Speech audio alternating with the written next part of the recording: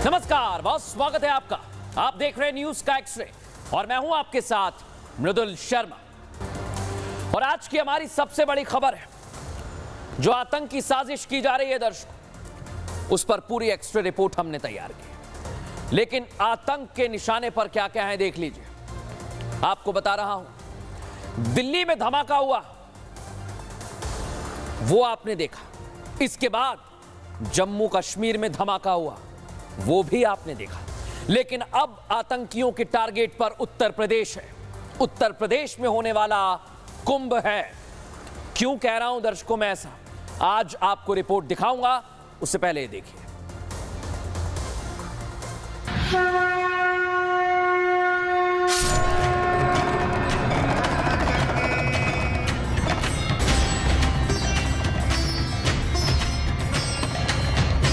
2025 के महाकुंभ की तैयारी युद्ध स्तर पर आगे बढ़ चुकी है। महाकुंभ की तैयारी में फिलहाल कोई बाधा नहीं है। कुंभ भी स्वच्छ, सुरक्षित और सुव्यवस्थित हो सकता है। 2019 का प्रयागराज कुंभ उसका एक उदाहरण बना था।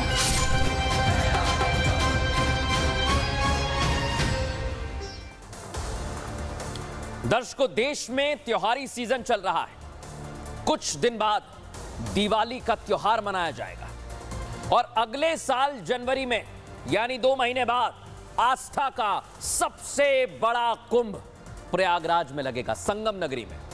और प्रयागराज में होने वाले इस कुंभ में देश विदेश से करोड़ों सनातनी पहुंचेंगे। लेकिन आप सोचिए, एक तरफ त्योहार है और दूसरी तरफ है महाकुंभ। लेकिन उससे पहले देश पर बुरी नजर डाली जा रही है दर्शकों। आपको पता है दिल्ली में क्या हुआ? दिल्ली में सीआरपीएफ स्कूल के बाहर धमाका हुआ। तस्वीरें आप देख लीजिए। सबकी सांसें रुक गई इस धमाके के बाद। दूसरी तरफ क्या हो रहा है? एक के बाद एक आसमान में उड़ने वाले विमानों को थ्रेट कॉल मिल रही है कि इस विमान में बम है। तो सवाल अब यह उठता है कि क्या यह देश विरोधियों की कोई बहुत बड़ी साजिश है, या साजिश के पहले की रिहर्सल चल रही है दर्शकों? बहुत बड़ी बात है। लेकिन मैं क्यों कह रहा हूं यह रिहर्सल चल रही है? क्योंकि दिल्ली में सीआरपीएफ स्कूल के पास धमाका हो जाता है। ठीक है, जांच की जा रही है, पता लगाया जाएगा। लेकिन उसके बाद एक के बाद एक थ्रेट कॉल्स आती है दर्शकों। यात्री, कई हजारों लाखों यात्री डेली उड़ते हैं, लेकिन ये जो थ्रेट कॉल है, इनकी संख्या बढ़ती जा रही है। एक के बाद एक ये थ्रेट कॉल आते जा रहे हैं। और अब निशाने पर क्या आ गया है दर्शकों? महाकुंभ आ गया है। महाकुंभ आ गया है। लेकिन इसके लिए योगी आदित्यनाथ ने पूरी तैयारी करके रखी है। आपको बताऊंगा क्या तैयारी की है, कैसे ये तैयारी की गई है। लेकिन सबसे पहले रिपोर्ट आपको दिखाता हूं।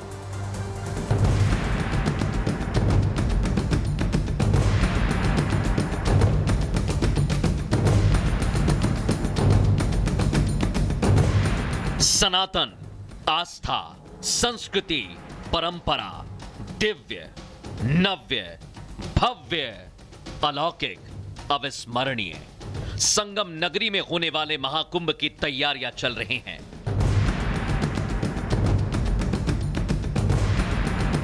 संतों सनातनियों के स्वागत के लिए एक बार फिर प्रयागराज सज रहा है।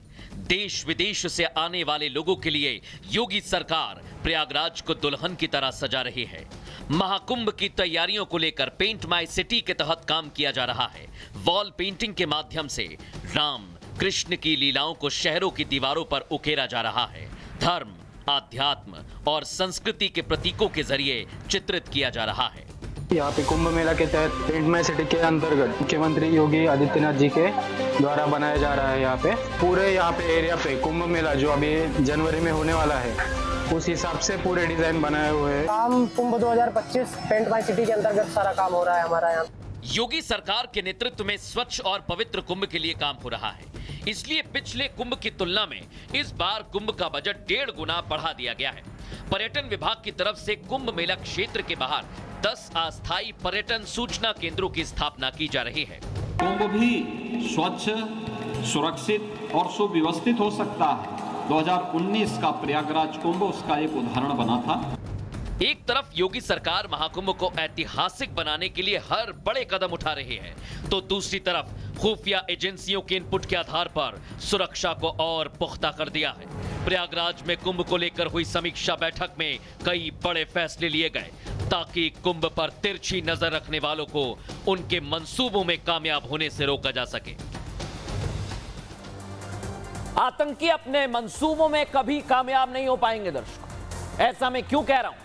क्योंकि आज आपको मैं वो चक्रव्यूह बताने वाला हूं जो योगी आदित्यनाथ ने तैयार किया है, और ये चक्रव्यूह आपको समझना चाहिए, देखना चाहिए, क्योंकि इस पर पूरी तैयारी कर ली है। प्रयागराज महाकुंभ को लेकर 7 लेयर सुरक्षा का घेरा बनाया गया है। पहला घेरा, दूसरा घेरा क्या है? कुंभ में 37,000 से ज्यादा पुलिसकर्मी और जवान तैनात होंगे। इसी मेले में, कुंभ मेले में 22,993 पुलिसकर्मियों की तैनाती की जाएगी। कमांडोज के साथ पुलिसकर्मी भी होंगे। और इतना ही नहीं, 10 जोन में बांटा गया है, 25 सेक्टर हैं, 56 थाने हैं और 155 चौकी को अलर्ट पर रखा गया है। कोई भी गड़बड़ी होगी इनकी नजर है। इसके अलावा आपको यह भी बता दूं कि इंटेलिजेंस से लैस होगी पूरी सुरक्षा। एआई यानी आर्टिफिशियल इंटेलिजेंस भी सुरक्षा का जिम्मा संभालेगा, और चप्पे चप्पे पर 2,500 से ज्यादा सीसीटीवी कैमरे लगाए गए जो सभी बाबाओं के अखाड़ों की रक्षा करेंगे दर्शकों। और आप लोग भी अगर जाएंगे तो रक्षा में तैनात रहेंगे, क्योंकि इतना ही नहीं, 80 वीएमडी टीवी स्क्रीन लगाई जाएंगी जो एक एक घटना पर नजर रखेगी, निगरानी रखेगी। लेकिन यही जो चक्रव्यूह है, इसे अब आतंकी भेद नहीं पाएंगे।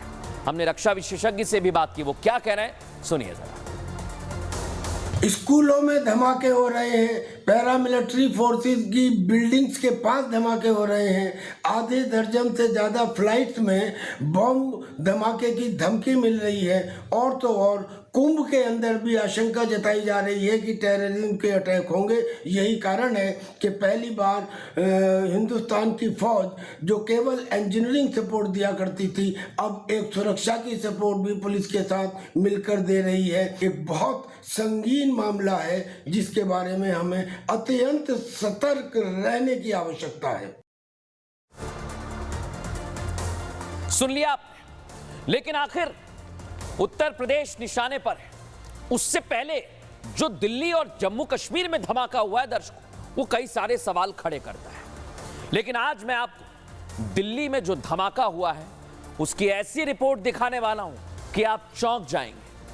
आप सोचेंगे ये कैसे हो सकता है, क्योंकि दर्शकों, कुंभ पर किसी भी आतंकी साय से निपटने के लिए योगी सरकार एक्शन मोड में काम कर रही है।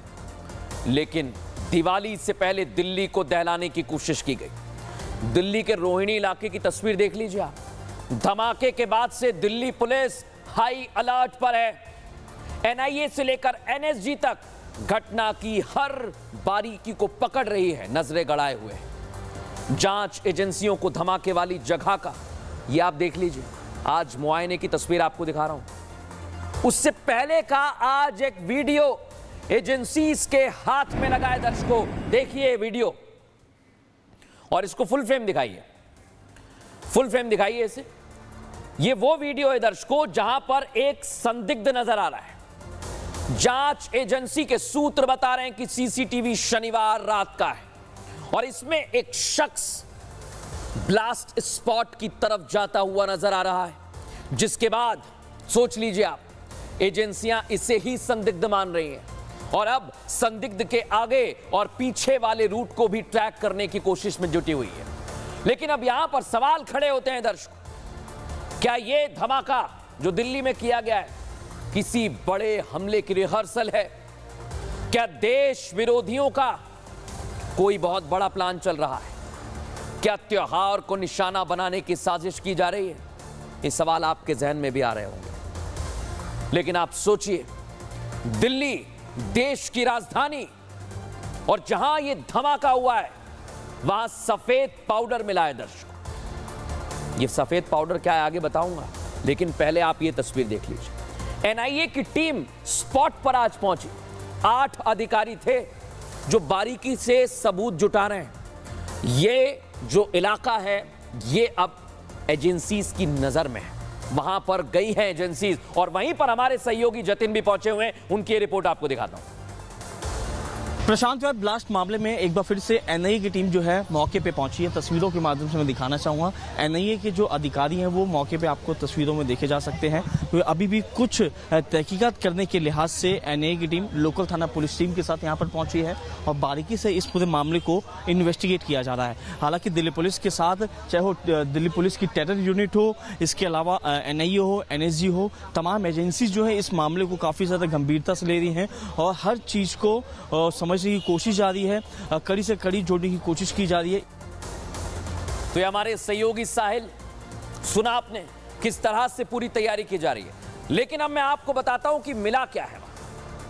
व्हाइट पाउडर में 3 केमिकल मिले हैं जो आपके सामने रखे हुए, देख लीजिए, जिसमें हाइड्रोजन नाइट्रेट है, हाइड्रोजन बोरेट और पेरोक्साइड है।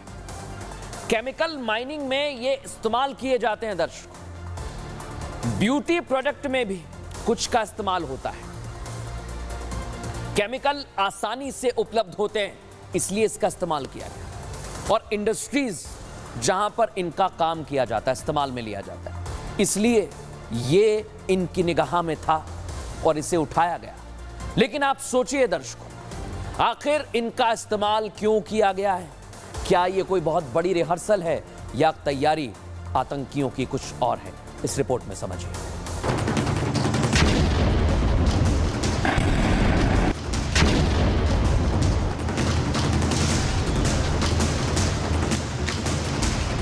दिल्ली के रोहिणी में सीआरपीएफ स्कूल के पास हुए ब्लास्ट को लेकर जांच एजेंसियां अलर्ट मोड में काम कर रही हैं। एनआईए से लेकर एफएसएल की टीम मौके से सबूत जुटाने में लगी हुई है। वहीं एजेंसियां ब्लास्ट को लेकर अलग अलग एंगल से भी जांच कर रही है। पहला एंगल आतंकियों से जोड़कर देखा जा रहा है, तो दूसरे एंगल की जांच में पाकिस्तान का कनेक्शन देखने को मिल रहा है। वहीं जांच एजेंसियां सैकड़ों कैमरे खंगाल चुके हैं और घटना से पहले का भी सीसीटीवी जांच एजेंसियों के हाथ लगा है, जिसमें एक संदिग्ध नजर आ रहा है। एजेंसियों को शक है कि ब्लास्ट में इसका ही हाथ हो सकता है। दिल्ली में धमाके की खबर पुलिस को देने वाले नरेंद्र कादियान से आर भारत की टीम ने बात की, जिन्होंने पूरी कहानी बयां की। 7:40 7:45 के आसपास बहुत तेज धमाका हुआ। ये मेरी खिड़की है, खिड़की में कंपन था और ये 500 मीटर से ज़्यादा है, तो इतनी दूर उसका असर पड़ा। तो सीआरपीएफ स्कूल के 4 दीवारी के परली तरफ, रोड की तरफ ये धमाका था और वहाँ एकदम धुएं का गुब्बारा जब उठा तो मैंने सोचा भी ये तो बम ब्लास्ट है, इसका वीडियो बनाओ। तो मैंने उसका वीडियो बनाने के बाद पुलिस प्रशासन को भेजा। अब सवाल ये कि दिल्ली में हुआ ये धमाका किसी बड़े हमले की रिहर्सल तो नहीं, और दिवाली से पहले दिल्ली को दहलाने के पीछे का आका आखिर है कौन? दिल्ली दहलाने के साथ ही यात्री विमानों को थ्रेट कॉल मिल रहे हैं और ये सिलसिला जारी है। 1 महीने के अंदर आपको बता रहा हूं, विमान में बम होने के 90 से ज्यादा मामले सामने आए। सोचिए आप, अब ये किसी सुनियोजित तरीके से किया जा रहा है या फिर सिर्फ डर फैलाने के लिए? क्योंकि निशाने पर विमान है और त्योहारी सीजन में आप भी एक शहर से दूसरे शहर जाते हैं, विदेश से भी कई लोग आते हैं और इसलिए लगातार बम थ्रेट मिल रहे हैं, जिसके बाद विमानों की इमरजेंसी लैंडिंग भी करानी पड़ रही है। लेकिन आपको पता है, इसके पीछे सिर्फ इतना कारण नहीं है दर्शकों। डर तो फैलाया ही जा रहा है, लेकिन आर्थिक नुकसान हो सके इसके लिए पूरी तैयारी की जा रही है। ऐसा मैं क्यों कह रहा हूं, आइए जरा आपको बताता हूं। ये आप देखिए, एक इमरजेंसी लैंडिंग पर कितने रुपए खर्च होते हैं? 3 करोड़ रुपए खर्च होते हैं, सोचिए जरा। और एक हफ्ते में 40 से ज्यादा विमानों की इमरजेंसी लैंडिंग कराई गई है। अक्टूबर महीना ही ले लीजिए, 90 से ज्यादा इमरजेंसी लैंडिंग हुई है। इन इमरजेंसी लैंडिंग में अभी तक करोड़ों का नुकसान हुआ है, सोच लीजिए आप। और इसी वजह से अब शक पैदा हो रहा है कि आखिर ये क्यों किया जा रहा है।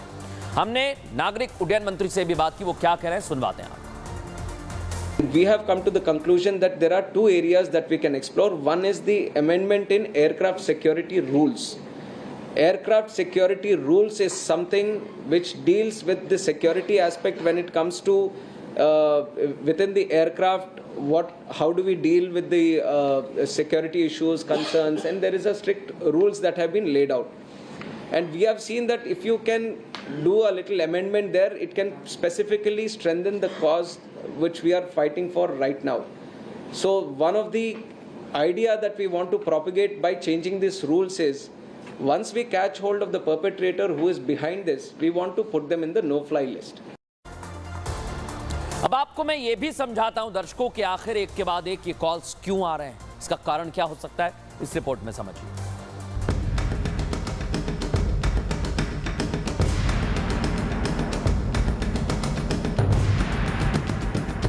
पिछले एक दशक में एविएशन सेक्टर में जिस तरह से भारत ने विकास किया, उसका नतीजा यह है कि भारत अब दुनिया का तीसरा बड़ा घरेलू एयरलाइन बाजार बन गया है। मोदी का विकसित भारत का सपना धीरे धीरे साकार होता जा रहा है।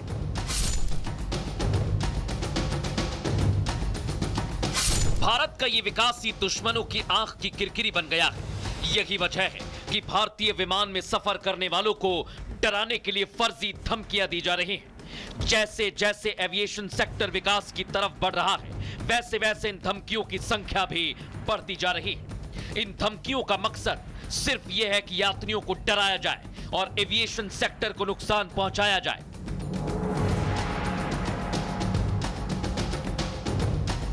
सुरक्षा एजेंसियों की माने तो पिछले दिनों जो धमकियां दी गई, उसमें से 90% धमकियां विदेश में बैठे लोगों ने इंटरनेट, मेल और सोशल मीडिया के माध्यम से दी। फिलहाल नागरिक उड्डयन मंत्रालय ऐसी धमकियों को लेकर सतर्क है। इस मुद्दे पर सुरक्षा एजेंसियों के साथ साथ गृह मंत्रालय भी चर्चा कर रहा है। यात्रियों को सुरक्षित यात्रा मुहैया कराने के लिए मोदी सरकार जल्द नई गाइडलाइन भी तैयार कर सकती है। साथ ही विमानों की सुरक्षा बढ़ाने पर विचार किया जा रहा है।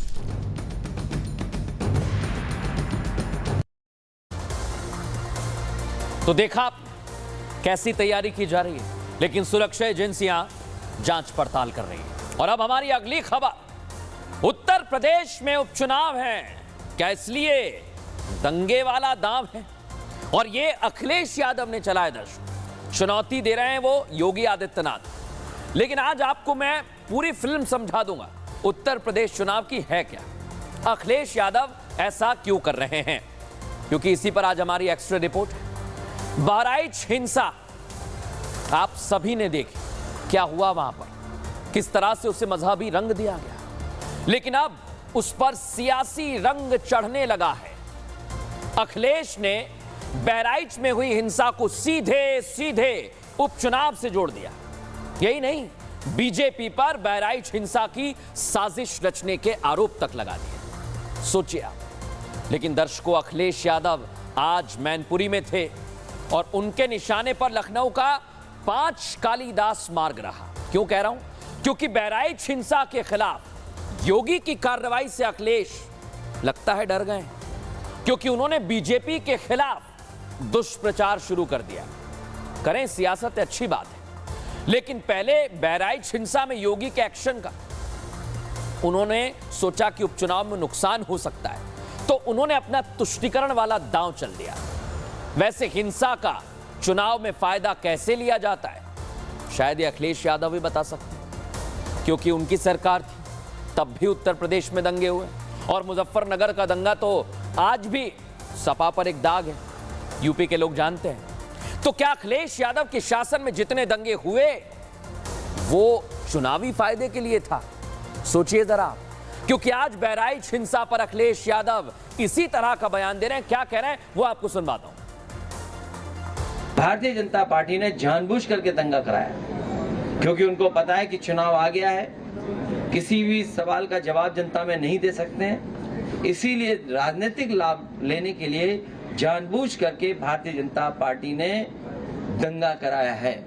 और जीरो टॉलरेंस की अगर बात थी तो आखिरकार पर्याप्त पुलिस क्यों नहीं थी, पर्याप्त प्रशासन का इंतजाम क्यों नहीं था, और जो जानकारी में था प्रशासन को, उसके बावजूद भी नहीं किया कुछ भी। अखिलेश तो सीधे आरोप लगा रहे हैं, लेकिन इसका फायदा कौन लेना चाहता है वो जरा इस रिपोर्ट में आपको समझाता हूं।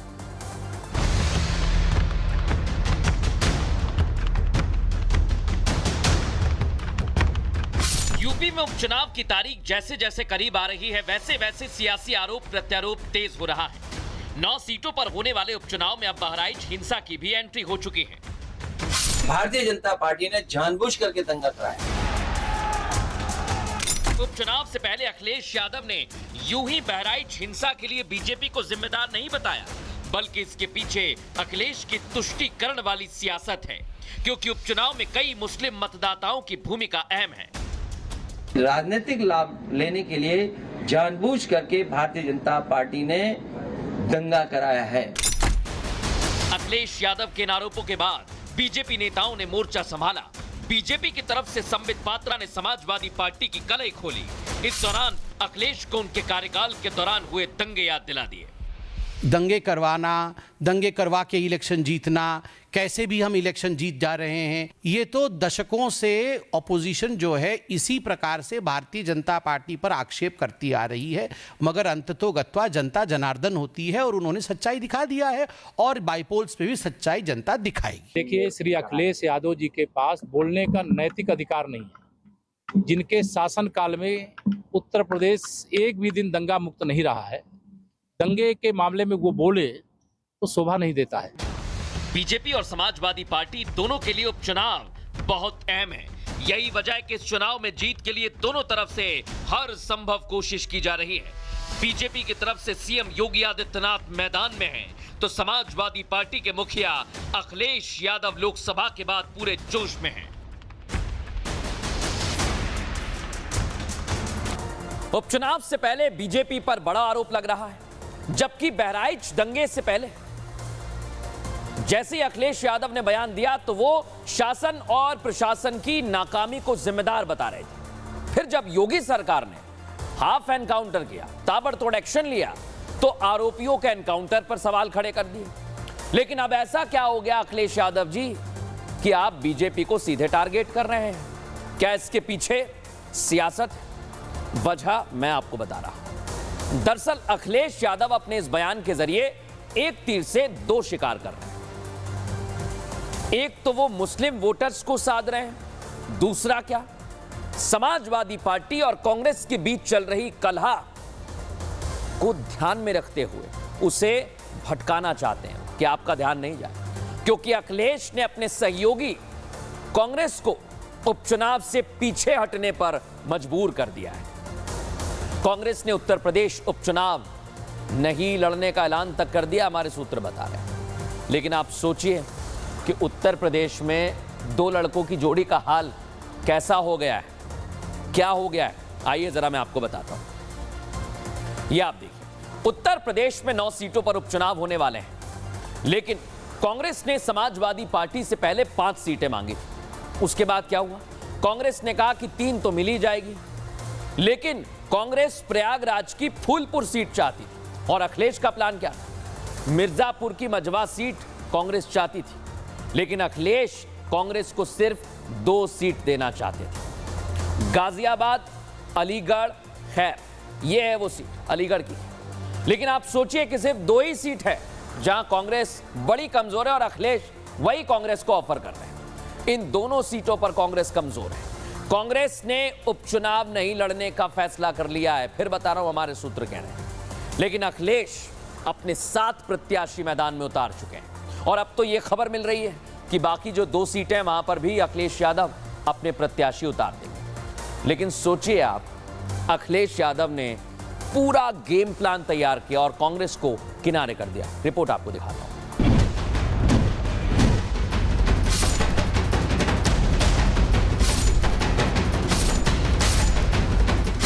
महाराष्ट्र और उत्तर प्रदेश के चुनाव से पहले अखिलेश यादव ने कांग्रेस के साथ बड़ा खेला कर दिया।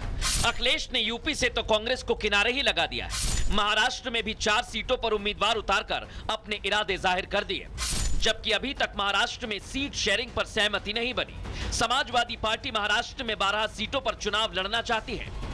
महाविकास आघाड़ी में एमवीए में समाजवादी पार्टी ने 12 सीटें मांगी हैं।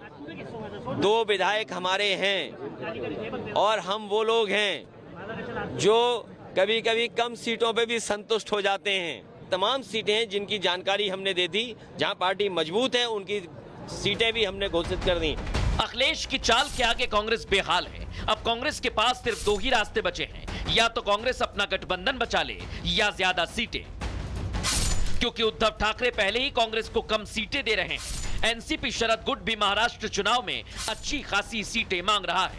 ऐसे में कांग्रेस की हालत काफी खराब दिख रही है। जो सीटों का है तो सब पार्टी उस तरह का कुछ तो भी कोशिश करेंगी, लेकिन जो पार्टी का अधिकार बनता है वही पार्टी वो सीट लड़ेगी। अखिलेश की पूरी तैयारी है कि वो महाराष्ट्र में भी खेला करें और इसी तैयारी में वो जुटे हुए हैं दर्शक। लेकिन क्या होगा आगे, ये तो देखना होगा। फिलहाल न्यूज का एक्सने में इतना ही। कल फिर हाजिर होंगे रोचक जानकारी भरी खबरों के साथ। तब तक के लिए नमस्कार।